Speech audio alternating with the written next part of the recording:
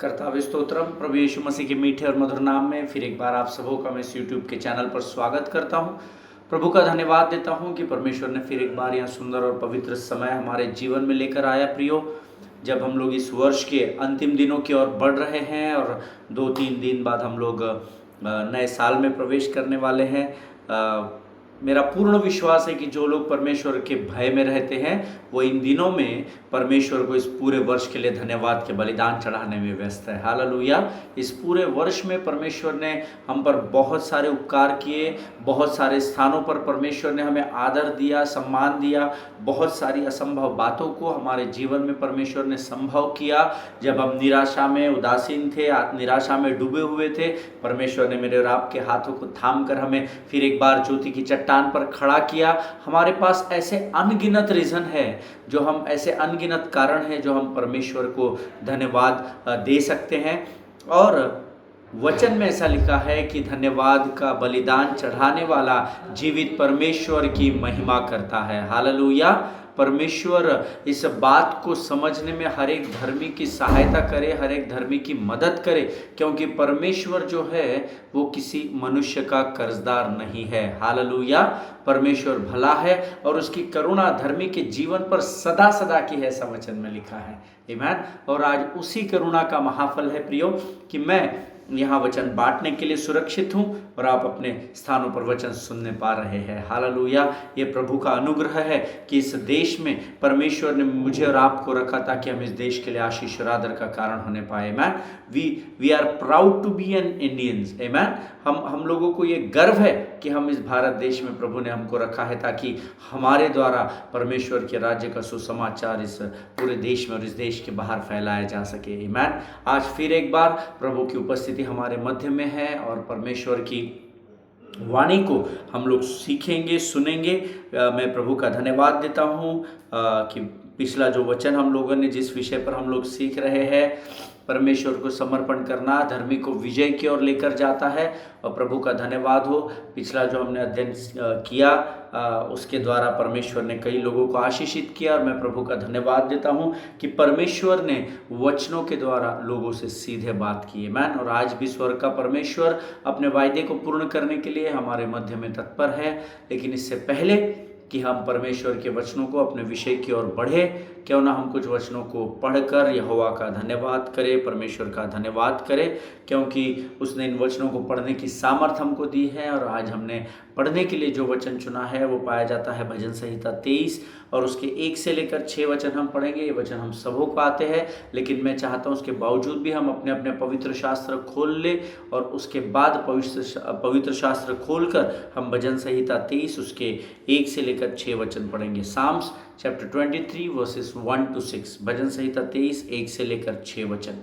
और हम सब मिलकर ऊंचे आवाज से इन वचनों को पढ़ेंगे, क्योंकि शैतान बहरा है, उसको कम सुनाई देता है, और जब धर्मी अपने मुख से वचन का अंगीकार करता है तो उसके अनुसार उसके जीवन में परमेश्वर कार्य करता है। Hallelujah. So let us open our Bible to the book of Psalms chapter 23 and verses 1 to 6। और वचन कहता है, यहोवा मेरा चरवाहा है, मुझे कुछ घटी न होगी। वह मुझे हरी हरी चराइयों में बैठाता है, वह मुझे सुखदाई जल के झरने के पास ले चलता है। वह मेरे जी में जी ले आता है, धर्म के मार्ग में वह अपने नाम के निमित्त अगुवाई करता है। चाहे मैं घोर अंधकार से भरी हुई तराइयों में होकर चलूं तो भी हानि से न डरूंगा, क्योंकि तू मेरे साथ रहता है। तेरे सोटे और तेरे लाठी से मुझे शांति मिलती है। तू मेरे सताने वालों के सामने मेरे लिए मेज बिछाता है। तूने मेरे सिर पर तेल मला है, मेरा कटोरा उमड़ रहा है। निश्चय भलाई और करुणा जीवन भर मेरे साथ सदा बनी रहेगी, और मैं यहोवा के धाम में सर्वदा वास करूंगा। हालेलुया। परमेश्वर इन पढ़े हुए वचनों पर हम में से प्रत्येक को आशीष दे। यहोवा मेरा चरवाहा है, मुझे कुछ घटी ना होगी। ये वचन अगर आप रोज अंगीकार करेंगे, परमेश्वर आपको रोज आशीष देगा। हालेलुया। क्योंकि हम सब जानते हैं हम जिस परमेश्वर की आराधना करते हैं वो अपने वायदे का पक्का परमेश्वर है, और वो परमेश्वर अपने वायदे से मुकरता नहीं है। हालेलुया। आमीन। प्रियो, वचन में लिखा है, यहोवा मेरा चरवाहा है, मुझे कुछ घटी न होगी। कल ही मैं किसी से बात कर रहा था और वो मुझे कह रहे थे कि उन्होंने बहुत वर्षों तक नौकरी की और उसके बाद उनका जब रिटायरमेंट हुआ तो वो ब्रदर मुझे बता रहे थे कि उनकी पेंशन जो है वो सिर्फ 817 रुपीज़ है, सिर्फ 817 रुपये। और जब मैं उनसे बातचीत कर रहा था, उन्होंने मुझे ये बात पहले भी बताई थी फ़ोन पर, और मैं तब उनके लिए प्रार्थना किया था, उनके परिवार के लिए भी प्रार्थना किया था कि प्रभु 817 रुपये के पेंशन में घर कैसे चलना संभव होगा, कोई और सोर्सेस नहीं है, कुछ और कार्य नहीं है। लेकिन प्रभु का धन्यवाद हो, परमेश्वर ने उनके लिए ऐसे मार्गों को तैयार किया। कल जब मेरी उनसे मुलाकात हुई तो उन्होंने मुझसे कहा कि ब्रदर, पेंशन मेरी अभी भी 817 रुपये ही है, लेकिन मैं और मेरी पत्नी बहुत पेट भर हम लोग को परमेश्वर खिलाता है, हमें किसी भी बात की कमी घटी नहीं है और हमारे पास कुछ बचता नहीं है, लेकिन हमें किसी बात की कमी घटी नहीं है। हालेलुया। और जब वो इस गवाही को दे रहे थे, मेरा हृदय आनंद से उमड़ रहा था, क्योंकि परमेश्वर ने फिर एक बार उस ब्रदर के जीवन की गवाही के द्वारा अपनी करुणा को, अपने अनुग्रह को मेरे सामने रखा कि देख, मैं यहोवा तेरा चरवाहा हूँ, मैं धर्मी को किसी भी बात की कमी घटी नहीं होने देता। हालेलुया। प्रियो, परमेश्वर का वचन सत्य का वचन है। अगर आप उस पर विश्वास करें, आप उसका लगातार अंगीकार करें, कोई भी परिस्थिति आपकी क्यों ना हो, कितनी भी कठिन परिस्थिति से होकर आप क्यों ना गुजर रहे हो, लेकिन अगर आप वचनों का अंगीकार करते रहेंगे, वचन को थाम कर रखेंगे और यहोवा के हाथों में हाथ डालकर प्रतीक्षा में बने रहेंगे, धीरज के साथ बाट जोहेंगे, तो वचन कहता है कि आपके जीवन में परमेश्वर किसी भी भली वस्तु की घटी नहीं होने देगा। हालेलुया। वह मुझे हरी हरी चराइयों में बैठाता है, वह मुझे सुखदाई जल के झरने के पास ले चलता है। हालेलुया। वह मुझे हरी हरी चराइयों में बैठाता है। आमीन। चाहे संसार में कैसे भी हालात क्यों न रहे, परंतु ये परमेश्वर का वायदा है कि यहोवा मेरा चरवाहा है, मुझे कुछ घटी ना होगी। वह मुझे हरी हरी चराइयों में बैठाता है और वह मुझे सुखदाई जल के झरने के पास ले चलता है। परमेश्वर धर्मी के जीवन में किसी भी प्रकार की कमी घटी ना होने देगा। हालेलुया। चाहे संसार में आंधी आ जाए, सुनामी आ जाए, कोविड आ जाए, कोई भी महामारी, कोई भी बुराई इस पृथ्वी पर क्यों ना हो, लेकिन जो धर्मी हैं, परमेश्वर का वायदा है कि वह उन्हें रोज़ भोजन से तृप्त भी करेगा और रोज़ उनकी प्यास को बुझाएगा, क्योंकि ये उसका वायदा है कि जो भूखे और प्यासे हैं वे तृप्त किए जाएंगे। हालेलुया। आमीन। आगे वचन में लिखा है, वह मेरे जी में जी ले आता है, धर्म के मार्ग में वह अपने नाम के निमित्त मेरी अगुवाई करता है। जब कभी भी संसार और शत्रु का डर या भय आपको जकड़ने की कोशिश करता है, जब कभी आपकी तबीयत खराब हो जाती है, आप कमज़ोर पड़ने लगते हैं, शत्रु आपको बरगलाता है कि अभी तेरा जीवन समाप्त, अब तेरे जीवन में कुछ नहीं हो पाएगा, या जिस भी प्रकार का डर धर्मी को जब घेरने लगता है, तो परमेश्वर कहता है, जैसे ही आप उसके वचनों का अंगीकार करते हो, उसको स्मरण करते हो, वो आपके जी में जी ले आ जाता है। हालेलुया। और धर्म के मार्गों में वह उसके नाम के निमित्त आपकी अगुवाई करता है। वो धर्म के मार्ग में इसलिए आपकी अगुवाई नहीं करता क्योंकि आप धर्मी हैं, वो धर्म के मार्ग में आपकी अगुवाई इसलिए करता है क्योंकि उसका नाम वो स्मरण करता है और अपने नाम के निमित्त वह तुम्हारी और मेरी अगुवाई करता है। हालेलुया। बहुत सारे लोग कहते हैं हम उतने धर्मी नहीं है, हमारे अंदर यीशु मसीह नहीं है। ऐसा हो ही नहीं सकता। अगर आप मसीही है, अगर आपने उद्धार पाया है, अगर आपने यीशु मसीह पर विश्वास किया है, बपतिस्मा लिया है, तो खातरी से आप धर्मी हैं, क्योंकि आपकी धार्मिकता इस बात से प्रकट नहीं होती कि आप पापी है या नहीं है। आपने गलतियां गलती या गुनाह किए हैं या नहीं है, बल्कि आपकी धार्मिकता इसलिए प्रकट होती है क्योंकि यीशु मसीह ने आपको धर्मी ठहराया है। हालेलुया। कई लोगों की सोच है कि केवल पासबान लोग ही धर्मी होते हैं, उनके पास ही अभिषेक होता है। नहीं, अगर आप नए नियम को बड़ी गंभीरता से पढ़ेंगे तो उसमें लिखा है हम सब जो मसीह में विश्वास करते और उद्धार पाए हैं, हम सब राष्ट्रीय याजकों का समाज कहलाते हैं। हालेलुया, आमीन। आप में से प्रत्येक भाई और प्रत्येक बहन धर्मी है, इस बात को हमेशा ध्यान में रखिए। आप आपके और मैं मेरे अच्छे कामों के कारण धर्मी नहीं ठहरते, आप और मैं धर्मी ठहरते हैं क्योंकि यीशु मसीह ने उस क्रूस पर आपके और मेरे लिए बलिदान दिया और धार्मिकता की चादर से हमको लपेट दिया। हालेलुया। आप संसार आपको क्या कहता है वो तो बात भूल जाइए, पर जब स्वर्ग का परमेश्वर आपकी ओर देखता है तो आपको कहता है धन्य है मेरे लोग, वो कहता है धर्मी है मेरे लोग, क्योंकि मैंने अपने नाम के निमित्त इनके धर्म में इनकी अगुवाई की है। हालेलुया। एक बात हमेशा ध्यान में रखिए, यीशु मसीह धर्म को बढ़ावा देने नहीं आया, क्योंकि यीशु मसीह धर्म मानता ही नहीं है। हालेलुया। यीशु मसीह यहाँ पर हमें अंधेरे से निकालकर उजाले की ओर लेकर जाने के लिए इस पृथ्वी पर आया था। हालेलुया। उसके बाद का वचन कहता है चाहे मैं घोर अंधकार से भरी हुई तराई से होकर चलूं तो भी हानि से नहीं डरूंगा, क्योंकि तू मेरे साथ रहता है, तेरे सोटे और तेरे लाठी से मुझे शांति मिलती है। प्रभु के लोगों एक बात याद रखिएगा, परमेश्वर का वचन कहता है अगर मैं घोर अंधकार भरी तराइयों से, अर्थात अगर मैं किसी भी परिस्थिति से, किसी भी विकट परिस्थिति से होकर चलूं जहां पर चारों ओर अंधकार, घोर अंधकार की तराई में क्या होता है, आपको अंधकार के अलावा और कुछ नहीं दिखाई देता है। आमीन। चारों तरफ जिधर भी आप नजर घुमाएंगे उधर आपको घना अंधकार दिखेगा। और अंधकार में आदमी क्या होता है, अंधकार में मनुष्य रास्ता भटक जाता है, उसको समझ में नहीं आता कहाँ जाऊँ कहाँ नहीं, और इसीलिए वो कई बार खाई में गिर जाता है, पानी में डूब जाता है, कई बार उसका जीवन नाश हो जाता है। लेकिन स्वर्ग का परमेश्वर कहता है, दाऊद लिखता है चाहे मैं घोर अंधकार से भरी हुई तराइयों से होकर भी चलूं तो भी हानि से नहीं डरूंगा, क्योंकि अंधकार आपको डराता है। लेकिन दाऊद लिखता है आपको उस अंधकार में डरने की ज़रूरत नहीं, क्योंकि उस अंधकार में स्वर्ग का परमेश्वर आपके साथ रहता है और उसके सोटे और उसके लाठी से आपको शांति देता है। हालेलुया। आपको किसी भी मनुष्य से या किसी भी परिस्थिति से इस पृथ्वी पर डरने की ज़रूरत नहीं है, क्योंकि परमेश्वर हर परिस्थिति में आपके साथ रहता है, ऐसा परमेश्वर के वचन में लिखा हुआ है। हालेलुया। परमेश्वर भला है और उसकी करुणा सदा सदा की है। आपको ये हमेशा स्मरण रखना है कि परमेश्वर केवल दिन को देखकर आपको आशीष नहीं देता है। परमेश्वर कल, आज और युगानुयुग एक समान परमेश्वर है और परमेश्वर कभी बदलता नहीं है। हालेलुया।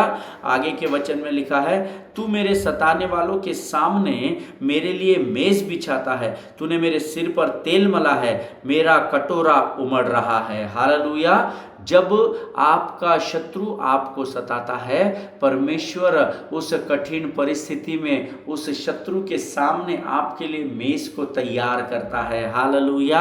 वो उसका वचन कहता है तुमको तुम्हारे सताने वालों की ओर ध्यान देने की जरूरत नहीं, परंतु तुमको उस मेज की ओर ध्यान देने की जरूरत है जो परमेश्वर ने तुम्हारे और मेरे लिए बिछा कर रखी है। हालेलुया। और उस मेज पर हर प्रकार की आशीष को परमेश्वर ने रखा है। आपको सिर्फ वचन का अंगीकार करना है और आपके जरूरत के अनुसार आपको उस मेज से उस आशीष को उठाना है। हालेलुया। आगे वचन में लिखा है तूने मेरे सिर पर तेल मला है और मेरा कटोरा उमड़ रहा है। हालेलुया।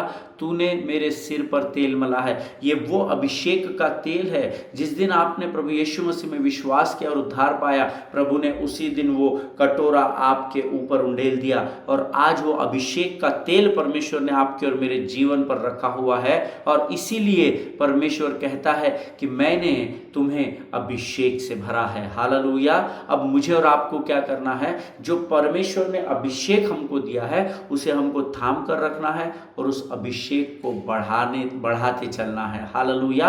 अभिषेक कैसे बढ़ता है? बहुत सारे लोग कहते हैं हमारे ऊपर अभिषेक अभिषेक नहीं है, हमारे ऊपर बुलाहट नहीं है। बुलाहट उस हर धर्मी पर है जिसने यीशु पर विश्वास किया है। आमीन। आप इस पृथ्वी पर उद्धार को इसलिए नहीं पाए कि आप स्वर्ग में जाएंगे। उद्धार आपको स्वर्ग नहीं लेकर जाएगा, उद्धार सिर्फ स्वर्ग के मार्ग को खोलेगा। आमीन। उद्धार इसलिए दिया गया है ताकि उस उद्धार को आप सुसमाचार के रूप में और गवाही के रूप में संसार के लोगों के बीच में लेकर जाए। हालेलुया। उद्धार आपको स्वर्ग जाने के लिए नहीं, परंतु जो नर्क में पड़े हुए उनको स्वर्ग की ओर बढ़ाने के लिए दिया गया है। हालेलुया। और अंतिम वचन कहता है, निश्चय भलाई और करुणा जीवन भर मेरे साथ बनी रहेगी और मैं यहोवा के धाम में सर्वदा वास करूंगा। इतवार को नहीं लिखा है, कलीसिया के दिन नहीं लिखा है, संगति में नहीं, परंतु यहोवा के धाम में मैं सर्वदा वास करूंगा, ऐसा परमेश्वर का वायदा है। हालेलुया। आमीन। निश्चय भलाई और करुणा धर्मी के जीवन में उसके जीवन भर बनी रहेगी। ये निश्चय भलाई और करुणा तब बनी रहती है जब हम परमेश्वर की संगति में बने रहते हैं। हालेलुया। कई बार जब हमारी ज़रूरतें समाप्त हो जाती है तो हम परमेश्वर को स्मरण नहीं करते। कई बार हम सोचते हैं सुबह मैंने उठकर प्रार्थना कर ली, रात को मैंने उठकर सोते समय प्रार्थना कर ली, तो मेरी जिम्मेदारी प्रभु के राज्य के प्रति खत्म हो गई। नहीं, परमेश्वर का वचन कहता है कि हमें लगातार प्रार्थना में बने रहना है। आमीन। आप जहाँ कहीं भी हैं आप प्रार्थना कर सकते हैं। प्रार्थना करने के लिए अब तक तो भी इस देश में टैक्स नहीं लगा है, इसलिए आप प्रार्थना कभी भी कर सकते हैं। जितना आपका रिश्ता आपके पिता के साथ मजबूत होगा, उतनी आपकी पृथ्वी की पकड़ को परमेश्वर इस पृथ्वी पर मजबूत करेगा। हालेलुया। परमेश्वर इन वचनों के द्वारा हमें से प्रत्येक को आशीष दे। ये समय है प्रियो जब हम इन वचनों के पढ़े जाने के लिए जो हमारे मुख में परमेश्वर ने सामर्थ दी, उस सामर्थ के लिए हम यहोवा का धन्यवाद करें, और जो वचन प्रभु हमको अभी सिखाने पर है उस वचन के लिए हम अपना समर्पण प्रभु को करें। Let us pray.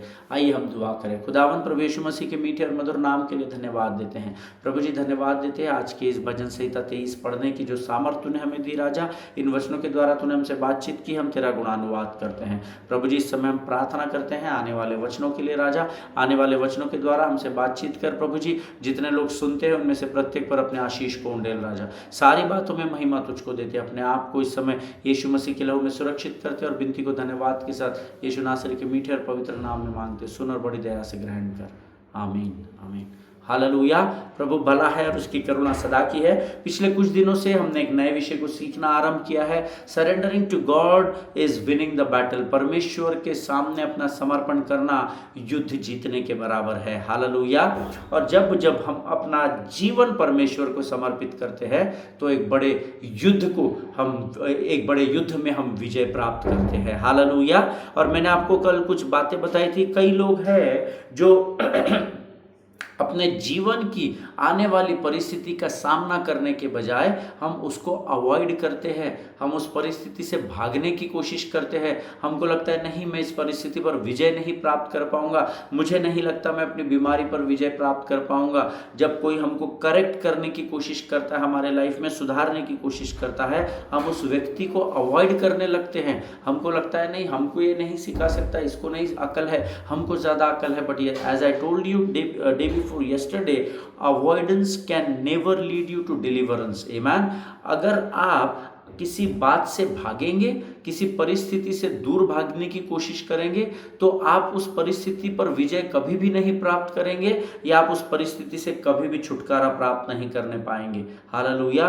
तो फिर क्या करें पास्टर साहब? वो परिस्थिति तो गोलियात के समान पहाड़ की नहीं ऊंची है, वो तो गोलियात के समान बहुत भयानक परिस्थिति है। हम अपनी बुद्धि और अपने ज्ञान से, अपने ताकत, अपने बल से उसका सामना नहीं कर पाते हैं, इसलिए हम उस परिस्थिति से भागते हैं। लेकिन आपको भागने के लिए नहीं कहा गया है। प्रभु का वचन कहता है विश्वास की ढाल को लेकर तू स्थिर खड़े रहना, क्योंकि युद्ध तुम्हारा नहीं, युद्ध स्वर्ग के परमेश्वर यहोवा का है। वो आपके लिए युद्ध को लड़ रहा है, ऐसा वचन में लिखा है। हालेलुया।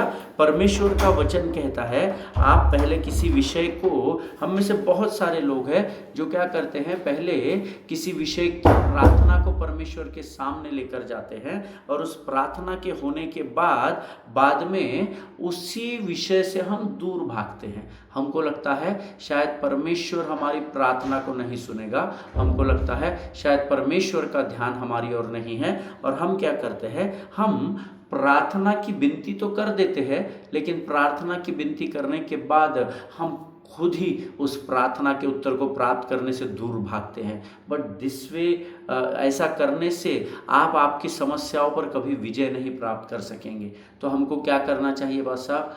आपको परमेश्वर पर स्थिर खड़े रहना सीखना है। As I told you day before yesterday, learn to lean on God. परमेश्वर पर टिके रहना सीखे, परिस्थिति को नहीं देखना। परिस्थिति पर विजय देने वाले परमेश्वर को जब आप देखते हैं तब आप विजय को प्राप्त करते हैं। हालेलुया। अगर आप परिस्थिति को देखते रहेंगे तो आपकी परिस्थिति आपको तूफान से के समान दिखाई देगी, समुद्र की गहराई से भी गहरी दिखाई देगी, आसमान से भी ऊंची दिखाई देगी। और आपको आपकी परिस्थिति को आप जितना देखोगे वो आपको विश्वास दिला देगी, वो आपको कन्विक्ट कर देगी कि आप आपकी परिस्थिति पर विजय नहीं पा सकते। इसीलिए आपका ध्यान आपकी परिस्थिति की ओर नहीं, लेकिन आपका ध्यान आपके परमेश्वर की ओर होना जरूरी है। हालेलुया। इसीलिए तो हम गीत गाते हैं, मैं आंखें अपनी पर्वत की ओर उठाऊंगा, मुझको है पता सहायता वहीं से पाऊंगा। मैं आंखें अपनी पर्वत की ओर उठाऊंगा। आमीन। आपको अपनी आंखों को परमेश्वर की ओर उठाना पड़ेगा। हालेलुया। यहाँ पर यहोशू को परमेश्वर आज्ञा देता है कि तू यरीहो के उस दीवार के चारों ओर पहले 6 दिन एक एक चक्कर लगाना। और जब तू यरीहो की दीवार के चारों ओर चक्कर लगाए तो तेरा ध्यान उस दीवार की ओर होना चाहिए। आमीन। और ये लोग क्या करते हैं? ये परमेश्वर की आज्ञा का यहाँ पर पालन करते हैं। हालेलुया। कई लोग कहते हैं कि हम परमेश्वर पर भरोसा करते हैं और हमारा तो परमेश्वर पर ही भरोसा है और हमारा तो सब कुछ उस पर ही निर्भर है। लेकिन जब परिस्थितियां विकट होती है ना तो हम भागने लगते हैं, हम उसी परमेश्वर से भागने लगते हैं और हम संसार की और मदद के लिए हाथों को फैलाते हैं। हम लोगों को फोन कॉल्स करते हैं, हम लोगों की मदद मांगते हैं, जबकि मदद तो मुझे और आपको परमेश्वर से मांगनी चाहिए। हालेलुया। देखिए, परमेश्वर पर भरोसा रखने का एक चिन्ह है, मैंने आपको पिछले दिनों बताया था कि जब आप किसी विषय को परमेश्वर के हाथों में सौंप देते हैं तो चाहे उसके बाद हालात बद से बदतर क्यों ना हो जाए, लेकिन उसके बावजूद भी आपको हर परिस्थिति में परमेश्वर पर टिके रहना जरूरी होता है। हालेलुया। नहीं तो फिर आपका भरोसा बहुत छोटा है। और परमेश्वर ने तो कहा विश्वास ही राई के दाने के बराबर कर लो। पर बड़े दुख की बात है कि धर्मियों का विश्वास का स्तर राई के दाने से भी बहुत छोटा है। आमीन। और ये हमारे लिए बड़े शर्म की बात है अगर हमारा विश्वास कमजोर है, क्योंकि मसीह जीवन जो है उसकी नींव ही विश्वास है। धन्य है वो जाति जिन्होंने बिना देखे मुझ पर विश्वास किया है, ऐसा यीशु के वचन में लिखा है। हम लोगों ने यीशु मसीह को देखा नहीं है, फिर भी हम उस पर विश्वास करते हैं कि वो हमारा उद्धारकर्ता और हमारा परमेश्वर है। हालेलुया। आपको हर परिस्थिति पर परमेश्वर पर टिके रहना सीखना होगा। अब यहाँ पर जब इन्होंने 6 दिन उस यरीहो की दीवार के चक्कर लगाए तो इनमें बहुत सारे बुद्धिमान और ज्ञानवान लोग थे जिनको ये बात अच्छे तरीके से समझ में आ गई होगी। दूसरे या तीसरे दिन ही समझ आ गई होगी कि भैया ये दीवार को तोड़ना हमारे बस की बात नहीं, इस दीवार को ढाना या इस दीवार को गिरा देना हमारे बस की बात नहीं है। तो अब हमने यहाँ से निकल जाना चाहिए, ये उनकी सोच होगी। लेकिन जब उन्होंने परमेश्वर की ओर से इस आज्ञा को प्राप्त किया कि तुमको 6 दिनों तक रोज इस दीवार का एक चक्कर लगाना है, परमेश्वर पर वे ठहरे रहे, वे वहाँ से भागे नहीं कि प्रभु तुझे क्या समझता है, इतनी चौड़ी दीवार है, इतनी ऊंची दीवार है, 15 फीट पहले, फिर 26 फीट, फिर 46 फीट, इतनी ऊंची दीवार कैसे क्रॉस करेंगे, इतनी मोटी दीवार है, उसके ऊपर से राजा का रथ निकल जाता, इतनी चौड़ाई है दीवार की, तुझे नहीं समझता प्रभु, तेरे को क्या है सिर्फ चक्कर मारने को। वो आर्ग्यूमेंट नहीं किए। वचन कहता है उन्होंने परमेश्वर की आज्ञा का पालन किया। Hallelujah. Here in this passage परमेश्वर उनसे कहता है कि जब तुम पहले 6 दिन उस दीवार के चारों चक्कर लगाओगे तो मैं चाहता हूं कि तुम उस दीवार की ओर देखो और तुम्हारा शत्रु ऊपर यरीहो से तुम्हें देखे। हालेलुया। आप शत्रु से भागना नहीं, आप जितना आपकी परिस्थिति से भागेंगे उतनी परिस्थिति आप पर हावी होती जाएगी।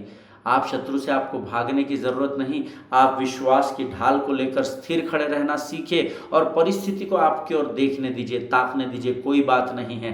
आमीन। परमेश्वर चाहता था यहाँ पर कि जब इजरायली लोग यरीहो की ओर चक्कर लगाए तो ऊपर से यरीहो की जो सेना है और यरीहो की जो लोग हैं वो भी इन लोगों को देखे, नोटिस करे कि ये कौन लोग हैं जो हमारे यरीहो की इस अभेद्य दीवार के चारों ओर रोज आते हैं और रोज एक चक्कर लगाते हैं। God wanted them to be noticed by their enemies. Hallelujah.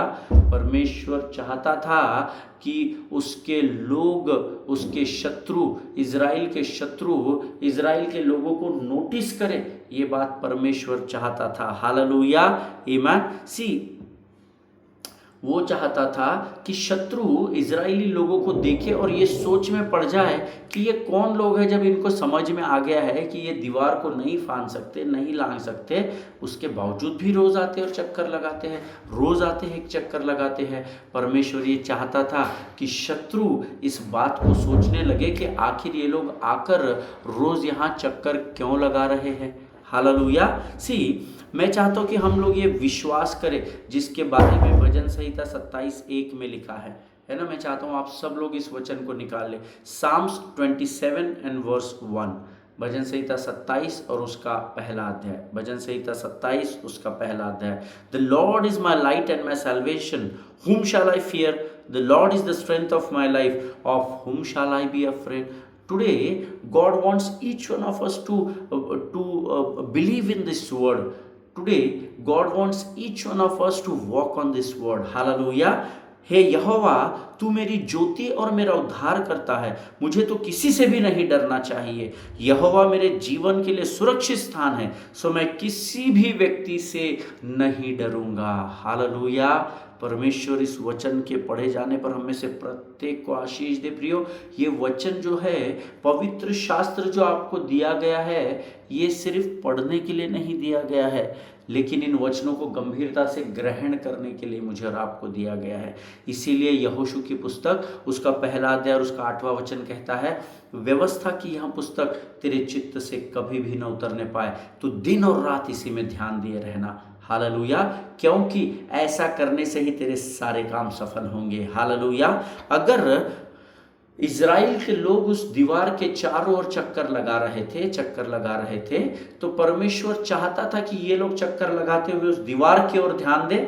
Number 1। Number 2, परमेश्वर चाहता था कि ऊंचे टीले से, यरीहो के ऊंचाई से यरीहो के लोग और यरीहो की सेना अर्थात इजराइल का शत्रु उन लोगों को नोटिस करे कि ये कौन लोग हैं जो रोज आकर यहाँ पर चक्कर लगा रहे हैं, इनका क्या काम है भला हमारे शहर के आसपास, ये क्यों चक्कर लगा रहे हैं। क्योंकि वचन में लिखा हुआ है प्रियो, आपको आपके शत्रु से डरने की जरूरत नहीं है। ये आप तब जान पाते हैं जब आपको वचन पता होता है कि परमेश्वर मेरी ज्योति और मेरा उद्धार करने वाला है। तो जब परमेश्वर मुझे ज्योति प्रदान करता है, परमेश्वर मेरा उद्धार करता है, तो फिर भला मुझे किससे डरने की क्या जरूरत है। हालेलुया। लेकिन कई बार जब हमारा ध्यान परमेश्वर से हटकर परिस्थिति की ओर चला जाता है, तो परिस्थिति को देखकर हम डर जाते हैं। आमीन। जब हमारे पास धन की घटी होती है तो हमको शत्रु बार बार याद दिलाता है कि देख, तेरे पास तो धन नहीं है, तो घर कैसे चलाएगा, तेरे पास धन नहीं है, तू स्थान पर कैसे जाएगा, तू उनके लिए गिफ्ट कैसे लेगा, तू अपनी ज़रूरतों को पूर्ण कैसा करेगा। लेकिन आपको तब वचन का पता होना बहुत ज़रूरी है, क्योंकि धर्मी जब वचन पढ़ता है और जब वचन को ग्रहण करता है तब उसका विश्वास बढ़ता है। हालेलुया। अगर आज आपके पास निर्धनता है, अगर आपके ऊपर कर्जा है, तो आपको वचन पता होना चाहिए। ठीक है, ये आपकी परिस्थिति है कि आप कर्ज में डूबे हुए हैं, लेकिन वचन तो कहता है कि मैं धनी होकर भी तुम्हारे लिए कंगाल बन गया ताकि तुम धनी बन जाओ। हालेलुया। 2 कुरिन्थियों 8वां अध्याय 9वां वचन अपने नोट्स में लिख लीजिए। 2 Corinthians chapter 8 and verse 9 में लिखा है, तुम हमारे प्रभु यीशु मसीह का अनुग्रह जानते हो कि वह धनी होकर भी तुम्हारे लिए कंगाल बन गया ताकि तुम धनी बन जाओ। हालेलुया। तो क्या आपकी परिस्थिति आपको सत्य बता रही है या परमेश्वर का वचन सत्य का वचन है? ये वास्तविकता है, ये आपके जीवन का फैक्ट है कि इस समय आप कर्जे में हैं या आपके पास पैसा नहीं है, लेकिन ये सत्य नहीं है। सत्य तो परमेश्वर का वचन है जो कहता है कि तुम धनी होकर, वो धनी होकर भी तुम्हारे लिए कंगाल बन गया ताकि उसके कंगाल होने से आप और मैं धनवान बन जाए। हालेलुया। जब आप इस परिस्थिति की ओर ध्यान न देते हुए जब आप परमेश्वर के वचन को थाम लेंगे तो फिर वचन कहता है आप इस बात को जान जाएंगे कि परमेश्वर का वचन ही सत्य का वचन है। हालेलुया। और परमेश्वर अपने तय किए और नियुक्त किए समय में आपको इस परिस्थिति से उबार देगा। हालेलुया। आमीन। इस वचन को the Lord is my light and salvation, इसको हमको सिर्फ पढ़ना नहीं है पर इसको हमको गंभीरता से ग्रहण करना है, क्योंकि ये परमेश्वर की इच्छा है। हालेलुया। जो ये परमेश्वर का वचन क्या है आप जानते हैं? परमेश्वर का वचन परमेश्वर की इच्छा है जो एक लव लेटर के रूप में लिखकर उसने हमको समर्पित कर दिया है। उसने एक लव लेटर पवित्र शास्त्र के नाम से हमको लिखा है और ये पूरा लव लेटर उसने हमको दिया है। और जब हम इसको खोल कर पढ़ते हैं तो इस प्रेम पत्र के द्वारा हम अपने जीवन को पढ़ना आरंभ करते हैं। हालेलुया। आमीन।